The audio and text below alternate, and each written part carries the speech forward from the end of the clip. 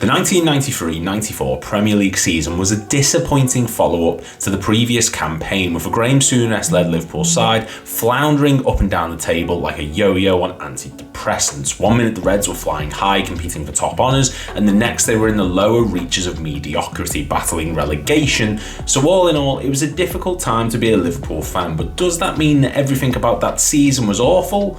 Well, yeah, pretty much. Welcome to Good Sport Reviews, and this is 10 fascinating facts about Liverpool's 1993-94 Premier League season. Number 10, Paul Stewart was battling personal demons during the early days of the season. Paul Stewart is a player that many Liverpool fans view as a disappointment, and perhaps rightfully so. The man who was brought in to replace the departing Dean Saunders, scoring just 3 goals during his 42 matches for the Reds after becoming the side's 4th highest transfer of all time in 1992. But what some fans may not know is that the former Tottenham player's Liverpool career was haunted by his own personal demons. As revealed in the Daily Mirror during the 2016 interview, the attacker announced that he'd been the victim of sexual abuse during his time in the youth systems and turned to drugs and alcohol to try and block out the pain of the events, especially during the time of his career when he was at Liverpool. This led to a major dip in form and confidence in the attacker, with him making just 8 appearances before being loaned out to Crystal Palace for the remainder of the season. Number 9, Neil Ruddock was almost charged with deliberate assault after fracturing Peter Beardsley's jaw. Neil Razor Ruddock is what would happen if a Canastella became human. He was a wild and, to say the least, controversial figure, with his time at Liverpool being no exception, with him being involved in many incidents, including the breaking of Andy Cole's legs in a 1996 reserve match, with the defender joking years later that he only meant to break 1. He got into a fight with Eric Cantona when the Frenchman commented on his weight in July of 93, but the pièce de résistance was in August of that same year, when the defender broke the jaw of Newcastle's Peter Beardsley during a testimonial match in an accidental collision in just the 2nd minute of the game, with the former Reds favourite suffering a triple fracture and requiring surgery as a result of the collision. According to several reports, the Newcastle attacker was considering pressing charges for the incident, but was talked out of it, and has later said he truly believes it was an accident, a statement which was later reiterated by Razor himself. Number 8, Ian Rush scored his 25th and final Merseyside derby goal this season. Ian Rush is a name which haunts a certain generation of Everton fans' dreams. He's the goddamn Grim Reaper to the Toffees, and probably has given a fan of many a reason to binge drink in sadness, with the man who would cement himself into Liverpool's Mount Rushmore scoring 25 goals against Everton in the Merseyside derby across his legendary Liverpool career. But sadly, like your mum's looks, all good things must come to an end, and on the 13th of March 1994, Rushies played his final Merseyside derby, with the Reds coming out of that match 2-1 victors thanks to goals from Robbie Fowler and a soon-to-be departing Ian Rush himself, who scored the 25th of his Merseyside derby goals, and ensuring he left as the highest scorer in this fixture's history, 6 goals higher than Dixie Dean and 15 goals higher than second-place Liverpool player Steven Gerrard. Number 7, Liverpool have never lost more games in a Premier League season. The 92-93 season holds the record for the most goals the Reds conceded in a Premier League season. The 1993-94 season, however, tied that record on a shocking 55 goals conceded, but also set a new record in the process, with the side losing a whopping 16 of the 42 Premier League matches they played, which still holds the record in the Reds' history books as the most losses they've recorded in a Premier League season. In that horrific process, they lost 5 of the 6 matches they played between the 25th of August and the 25th of September 1993.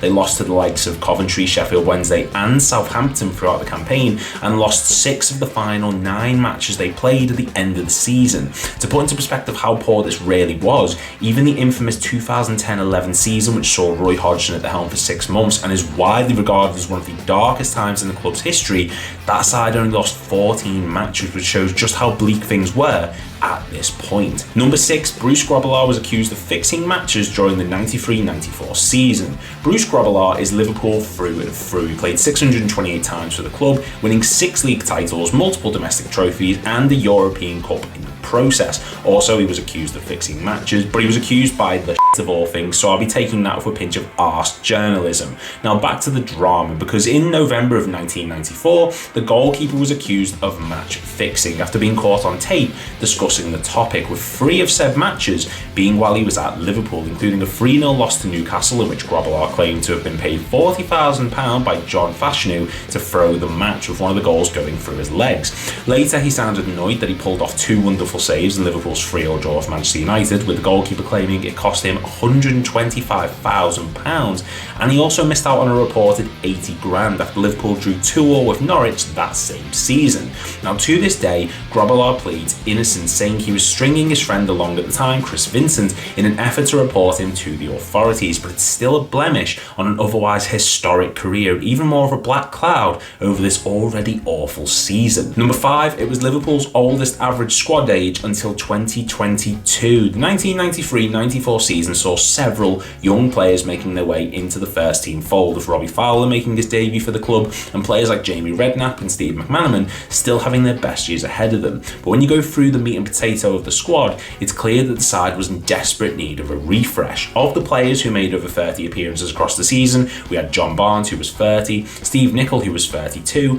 Mark Wright, who was 30, Bruce Grobbelaar, who was 36 and clearly on the decline, and Ian Rush, who was 32. Not only that, but you had players like Ronnie Whelan, Jordan Pieshnu, Jan Molby, and Ronnie Rosenthal, and Mark Walters, all above the 30 mark, which gave the squad an average age of 29.2 years old, a record which wouldn't be broken until 2022 during the Jurgen Klopp era. There's nothing wrong with experience, and honestly some of the best players in the world are 30 or over, just look at Mo Salah and Virgil van Dijk. But during the 1993-94 season, the side needed an injection of energy and youth to get things moving instead of relying on players of the past. Number 4, Nigel Clough was the first Liverpool player to score a brace on his debut since 1959. After the form of Paul Stewart had dipped majorly due to previous issues we've discussed, Graham Souness had one last throw of the dice in a desperate attempt to save his job at Anfield by going out and spending £2.2 million on Nottingham Forest attacker Nigel Clough, who on paper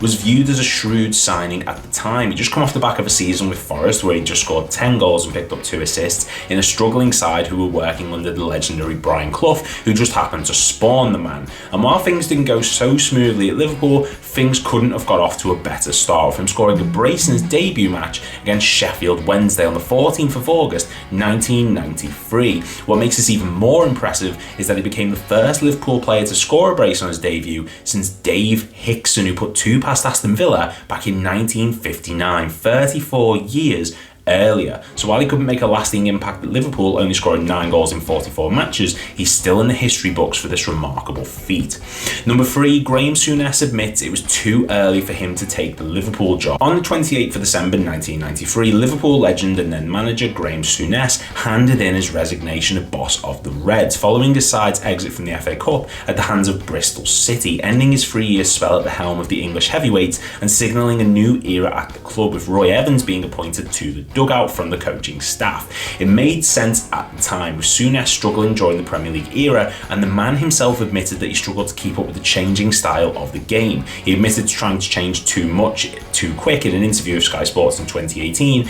and the Scot said he came in with the aim of changing the culture of the club and making the lads more disciplined, an approach he struggled with, as the culture he was trying to make a thing of the past was the same culture he grew in as a player. He wanted strict diets, i.e. no fish and chips and no pints, boo Graham, but he also took over contract negotiations at the club, which he admits was a mistake when players like Dean Saunders and Mark Wright, who were fleeting memories in Liverpool's history, were earning more money weekly than Ian Rush himself, and he admits he took the job too early and that he knew he'd be more likely gone sooner rather than later. Number 2, the infamous Grobbelaar-McManaman argument happened this season. Now, we all have co-workers who we want to punch in the face. We all have people in our lives that we want to punch in the face, but let's face it, we don't do it unless our name is Joey Barton. But when it's a Merseyside derby, all sense of calm and composure just seems to go out the window, something which Bruce Grobbelaar and Steve McManaman made abundantly clear when the first of Everton's 2 goals went into the back of the net. Now, To put this into perspective, Everton had a corner come in which should have been easily dealt with by McManaman, but was kicked straight at Mark Ward and into the back of the net, something which Big Bruce took personally and decided to scream and shout right in the face of the Scouser before giving him a smack to the face, which was then reciprocated by McManaman. On one hand, it's nice to see that level of passion and determination in a Merseyside derby, but it also showed the fragile nature of Souness's dressing room at the time and just how on edge and tetchy the squad was. I'm sure, however, if Grobbelaar could see how the second goal was conceded, he wouldn't have been given it the big in the way he was. And number one, the Spion Kop was demolished at the end of the season. The Hillsborough disaster was an event which changed the history of football forever. And following investigations into the disaster, a decision was made known as the Taylor Report, which decided that all standing terraces across the country would be replaced by all-seater stadiums, meaning that Liverpool's world-renowned Spion Kop would be demolished and rebuilt, having been around since 1905 and housing some of the greatest moments in Liverpool's history. So to commemorate this historic moment, to celebrate the history of the stand and to remember those whose lives were lost, the club's fans produced the greatest display of fan support and beauty, known as the Kop's Last Stand, during the final home game of the season against Norwich City. It remains one of the greatest moments in this club's history, and looking back, it's simply a perfect embodiment of this club's fan base at a time where things look the worst on the pitch, with fans still reeling from the club's worst moments off the pitch. This monumental depiction of Liverpool support saying farewell to one of the most historic stands in world football will live forever with Reds fans. And this season, despite finishing 8th and saying farewell to several club legends, still somehow managed to end on a beautiful note.